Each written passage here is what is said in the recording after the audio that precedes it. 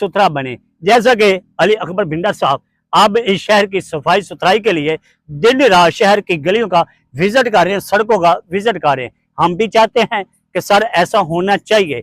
हम एक एक चीज की निशानदेही करने के लिए तैयार हैं। जहां जहां जानवर छुपे हैं, जहां जहां जानवर खड़े हैं, जहां जहां लोगों ने बाड़े बना रखे हैं, हम एक एक चीज की निशानदेही करते हैं। सर हमारी वीडियो पर अगर आप एक्शन लें तो हम चाहते हैं कि एक एक चीज की हम निशानदेही करने को तैयार हैं, क्योंकि ये शहर साफ सुथरा बनाना है। हम सब ने मिलकर आपके साथ चलना है और आपका साथ देना है।